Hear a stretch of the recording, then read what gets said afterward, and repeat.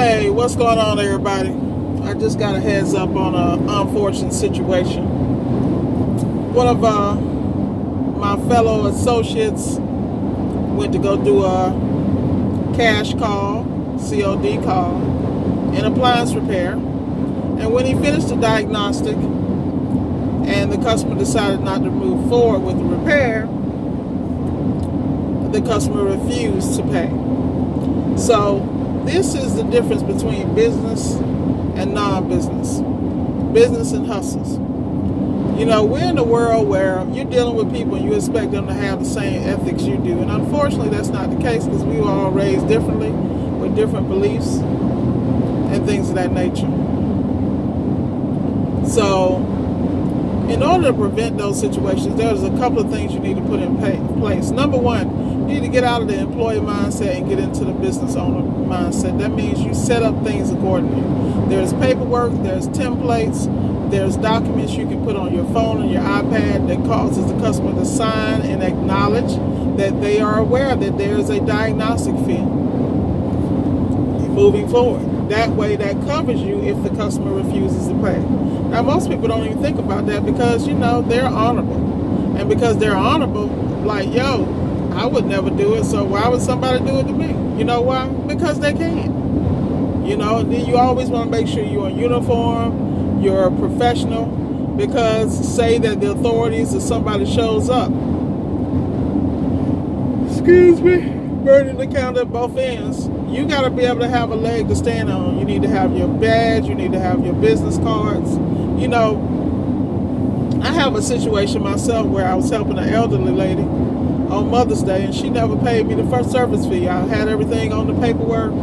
I had everything written up electronically, and, you know, she signed, and then, you know, when the payment, she put in a card number, X, Y, and Z, and then she says that she's, what's the word I'm looking for? Challenged in the world of computers and things of that nature, so she didn't hit the button to pay. Well, later that day, I called and reminded her, and she said, you know what, Rochelle, I'm sorry, blah, blah, blah. Still didn't get paid. So now comes the day for me to go and repair the actual machine, and I had a very heart-to-heart conversation with her. I said, first of all, I don't trust you. I don't feel comfortable in that environment because I run a business based on ethics. And regardless of the fact that you're older, I said, I don't feel comfortable coming to your house because I don't know if I'm going to get paid. You know, then on top of this, you're asking me for discounts. Now, like I explained to her, I said, if you're challenged and you're having some financial woes, if there's anything I can do to help and bless you, I will. But at the end of the day, I run a business. Don't take my kindness for weakness. So now this woman has been begging me for the last 24 to 48 hours to come to her house and fix it. Now, she can call anybody else, but she wants me to come because she felt comfortable in my presence, X, Y, and Z, but she still didn't pay me.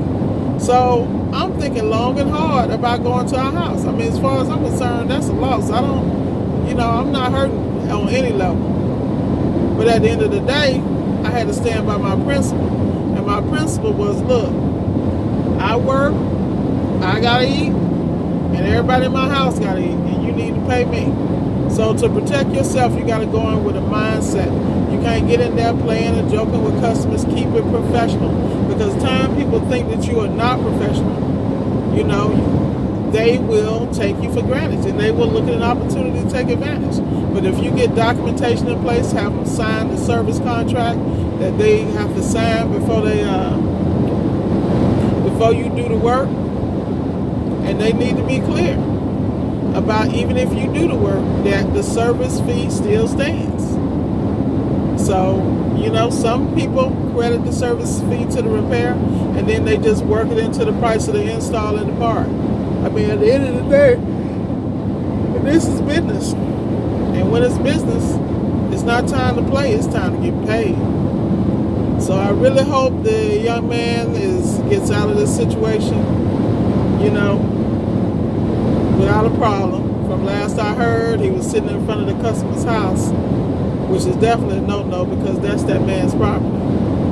And that could be considered unlawful to sit there in front of someone's house. You never want to put yourself in a situation, particularly those of us who know certain things and about how the world operates. You don't want to be in a situation where you could be at fault. So I just want to put my tidbit in there regarding that issue.